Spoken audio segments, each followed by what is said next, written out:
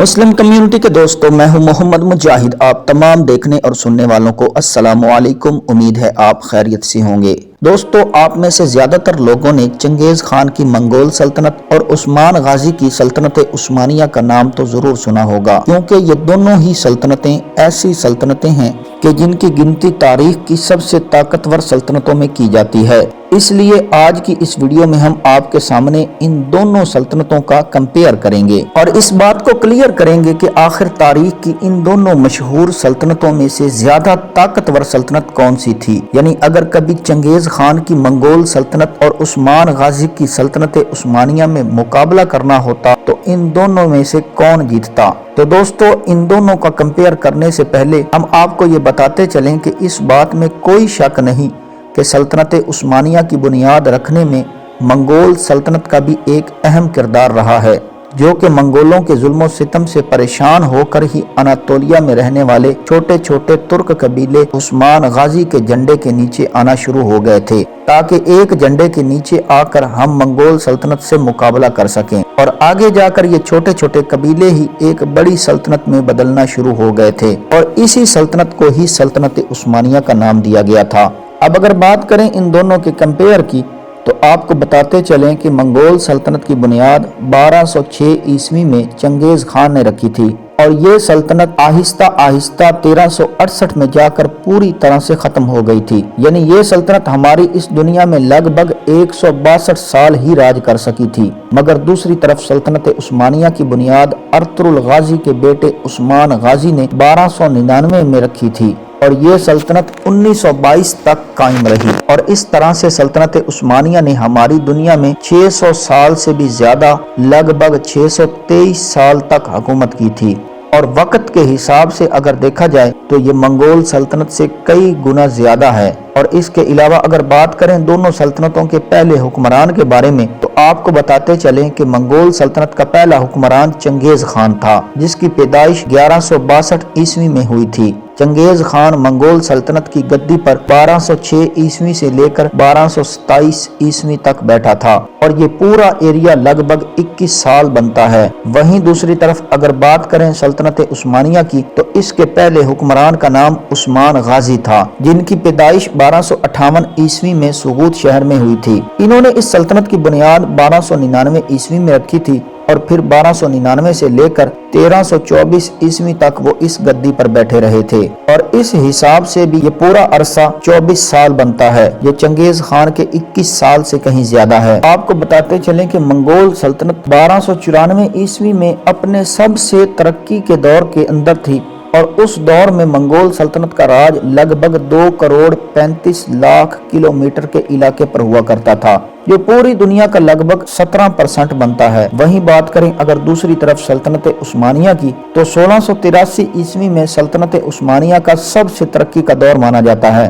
یعنی اس وقت میں سلطنت عثمانیہ دنیا کے اتنے بڑے ایریے پر پھیلی ہوئی تھی کہ جتنے بڑے ایریے پر نہ تو اس سے پہلے پھیل سکی تھی اور نہ ہی کبھی اس کے بعد پھیل سکی۔ 1683 عیسوی میں سلطنت عثمانیہ کا راج لگ بھگ 52,00,000 کلومیٹر کے علاقے پر ہوا کرتا تھا، جو لگ بھگ پوری دنیا کا 3% بنتا ہے۔ یعنی ایریے کے معاملے میں سلطنت عثمانیہ منگول سلطنت سے بہت زیادہ پیچھے تھی۔ اب بات کریں ان دونوں سلطنتوں کے طاقتور حکمرانوں کے بارے میں، تو آپ کو بتاتے چلیں کہ منگول سلطنت پر سب سے لمبے وقت تک راج کرنے کا ریکارڈ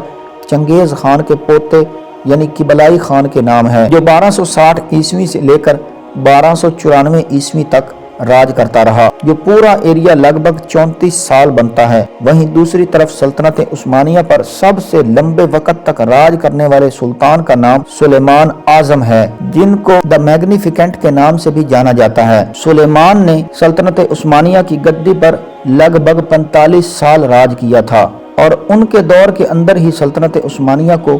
گولڈن ایج بھی مانا جاتا تھا، کیونکہ انہوں نے سلطنت عثمانیہ کو دنیا کی سپر پاور بنا دیا تھا۔ بات کریں اگر ڈیفنس کے بارے میں، تو آپ کو بتاتے چلیں کہ منگولوں کی سب سے بڑی طاقت ان کی گھڑ سوار فوج مانی جاتی تھی، جبکہ سلطنت عثمانیہ کی سب سے بڑی طاقت ان کی وہ خاص فوج تھی جس کو جینیسرز کے نام سے جانا جاتا تھا، کیونکہ یہی وہ جینیسرز فوج تھی کہ جو بڑی سے بڑی جنگ میں ایک اہم کردار ادا کیا کرتی تھی اور ایسی بہت ساری جنگوں میں جیت دلایا کرتی تھی کہ جن کو جیتنا ناممکن سمجھا جاتا تھا۔ منگولوں کی فوج کی تعداد 31,50,000 تھی، وہیں دوسری طرف سلطنت عثمانیہ کی فوج کی تعداد لگ بھگ 28 لاکھ تھی۔ بات کریں اگر ان دونوں کی پرفارمنس کے بارے میں تو آپ کو بتاتے چلیں کہ منگول سلطنت نے پوری زندگی میں جتنی بھی جنگ لڑی تھی، ان ساری جنگوں میں سے 59% میں اس کو جیت ملی تھی، جبکہ 33% میں اس کو ہار کا بھی سامنا کرنا پڑا تھا، اور باقی کی بچی ہوئی وہ جنگیں تھیں جن کا فیصلہ نہ تو اس کے حق میں آیا تھا اور نہ ہی اس کے خلاف میں آیا تھا۔ وہیں دوسری طرف سلطنت عثمانیہ نے بھی اپنے پورے دور میں جتنی بھی جنگیں لڑی تھیں ان میں سے ان کو 53% میں جیت ملی تھی، جبکہ 32% میں اس کو ہار کا سامنا کرنا پڑا تھا، اور بچی ہوئی جنگوں میں نہ تو اس کی ہار ہوئی تھی اور نہ ہی ان کو جیت مل سکی تھی۔ منگول سلطنت میں رہنے والے لوگوں کی آبادی 1294 عیسوی میں لگ بھگ 1 کروڑ تھی، جبکہ سلطنت عثمانیہ میں لوگوں کی آبادی 2,50,00,000 بنتی تھی۔ اگر مذہب کے بارے میں بات کریں تو منگول سلطنت میں رہنے والے مسلمانوں کی تعداد لگ بھگ 36% تھی، جو دوسرے مذہبوں کے مقابلے میں سب سے زیادہ تھی۔ وہیں بات کریں اگر دوسری طرف سلطنت عثمانیہ کے بارے میں تو اس میں رہنے والے زیادہ تر لوگ اسلام مذہب کو ہی فالو کیا کرتے تھے اور ان کی تعداد لگ بھگ 81% تھی۔ بات کریں اگر زبان کے بارے میں تو آپ کو بتاتے چلیں کہ منگولیا زبان کو منگول سلطنت کی سرکاری زبان مانا جاتا تھا، وہیں دوسری طرف سلطنت عثمانیہ میں بھی ترکی زبان کو سلطنت کی سرکاری زبان مانا جاتا تھا۔ منگول سلطنت کی DHP کا سب سے بڑا سورس آس پاس کی سلطنتوں میں لوٹ مار کرنا تھا، یعنی منگول سلطنت آس پاس کے علاقوں میں لوٹ پاٹ کر کے ان کے خزانوں کو جمع کر کے ہی اپنے خزانوں کو بڑھایا کرتی تھی اور اس طرح سے آہستہ آہستہ امیر ہو جاتی تھی۔ اس کے علاوہ سلک روڈ سے ہونے والی تجارت بھی ان کی DHP میں ایک اہم کردار ادا کیا کرتی تھی۔ بات کریں اگر سلطنت عثمانیہ کی DHP کے بارے میں تو آپ کو بتاتے چلیں کہ اس کی DHP کا سب سے بڑا سورس بزنس تھا۔ سلطنت عثمانیہ نہ صرف آس پاس کی سلطنتوں سے بڑے بڑے بزنس کیا کرتی تھی بلکہ ایسے بہت سارے راستوں کو بھی ہمیشہ سے اپنے کنٹرول میں رکھنے کی کوشش کیا کرتی تھی کہ جو بزنس کے اعتبار سے بہت زیادہ اہمیت رکھا کرتے تھے، تاکہ ان کے ذریعے سے نہ صرف خود بزنس کیا جا سکے بلکہ زیادہ سے زیادہ ٹیکس بھی وصول کیا جا سکے۔ دوستو آپ کی نالج کے لیے بتاتے چلیں کہ جہاں ایک طرف منگول سلطنت پوری دنیا کی تاریخ کی دوسری سب سے بڑی سلطنت تھی تو وہیں دوسری طرف سلطنت عثمانیہ کی گنتی دنیا کی ٹاپ 20 سلطنتوں میں کی جاتی ہے، لیکن اس کے باوجود بھی سلطنت عثمانیہ منگول سلطنت سے کہیں طاقتور مانی جاتی ہے، اور اس کی وجہ یہ تھی کہ کیونکہ منگول سلطنت بھلے ہی بڑی تھی لیکن جتنی تیزی کے ساتھ پھیلی ہوئی تھی اس سے زیادہ تیزی کے ساتھ ختم بھی ہو گئی تھی۔ وہیں دوسری طرف سلطنت عثمانیہ پھیلی تو کم تھی لیکن ایک لمبے وقت تک بلکہ کئی صدیوں تک ہماری دنیا پر قائم رہی تھی، اور قائم رہنے کے بعد ایسے ایسے کام کیے تھے کہ جن کا اثر آج تک دیکھا جا سکتا ہے۔ دوستو یہ تھی ہماری آج کی ویڈیو جو امید کرتے ہیں آپ کو پسند آئی ہوگی۔ ہماری حوصلہ افزائی کے لیے ویڈیو کو لائک کر دیں، چینل کو سبسکرائب کر دیں اور بیل آئیکن کے بٹن کو دبا دیں